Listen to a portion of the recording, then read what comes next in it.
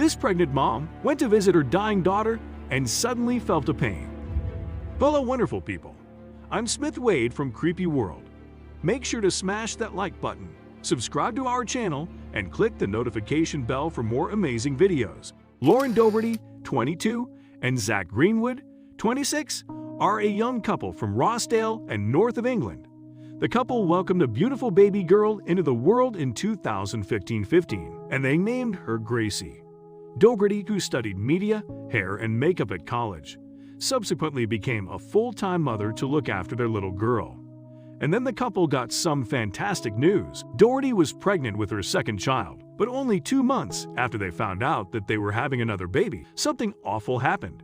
Dougherty and Greenwood received the terrible news that their daughter, Gracie, was seriously unwell. Their baby had an incurable brain tumor. As a result, the young parents were understandably devastated. But one heart-wrenching question, in particular, played on their minds. Would their second baby ever get to meet its big sister? After this heartbreaking diagnosis, little Gracie was moved into Darien House Children's Hospice nearby.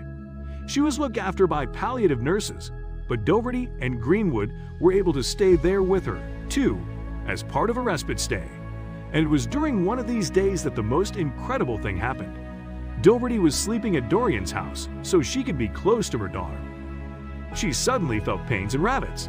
Of course, this might have been easier to ignore had she not been heavily pregnant. Dougherty was 8 days past her due date, so is she going into labor at the hospice. Dougherty was rushed to hospital in Bolton in the middle of the night, but a short while later, the contractions that she thought she was having stopped. So Dougherty returned to the hospital, thinking that was the end of the story. But later that same day, Dougherty's waters broke at Derry House, and there wasn't enough time to get her back to the hospital. So Dougherty quickly realized that she was going to give birth at the hospice. Dougherty told local newspaper the Lancashire Post, "It had crossed my mind that I might go into labor, and we brought all the baby stuff, but I didn't think it would happen." Well, it was happening right then and there. One of the pediatric palliative care nurses, Louise Leach, did her best to look after Dougherty while they waited for the midwife to arrive. And then at 10:30 p.m., Dougherty gave birth to a beautiful baby boy. Little Charlie Christopher was born safely after speedy labor. Dougherty told a Lancashire Post that she expected to have a long, slow labor, but I was wrong. And she also praised the support of Nurse Leach. Dougherty said Louise was brilliant. "I couldn't have done it without her." She went on to explain how her partner, Greenwood, had been struggling to contact the midwife, but luckily, Nurse Leach was able to remain chilled amid the panic. Baby Charlie's birth was a first for the hospice, a place not normally associated with such joyous events, and the chief executive of the establishment, Georgina Cox, was quick to congratulate the young couple. "It was such a lovely surprise to welcome little Charlie into the world here at Dorian House, the first birth in our 24-year history," Cox said. Charlie's arrival meant a lot to the staff at Dorian House. Cox described being touched by the pure joy on the faces of the family, and she praised the way the nurses reacted to the unusual predicament.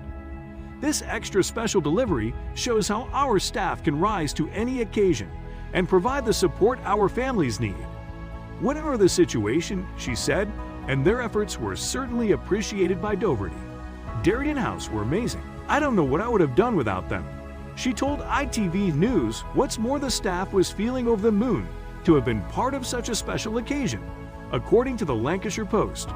Although Dorian's House is a place conditioned for treating unwell children and heartbroken families, Cox indicated that Charlie's story had brought joy to everyone involved. Indeed, the chief executive described Charlie's arrival as a true symbol of hope in the darkest of times, and the most touching part of the story, baby Charlie did get to meet his big sister, Gracie. After all, according to Mom, little Gracie took the chance to kiss him in a huge cuddle the first time that she met her little brother. When Charlie safely delivered, the couple is now eager to cherish the time they have left as a family of 4. "We just want to spend as much time together as a family," Dougherty said.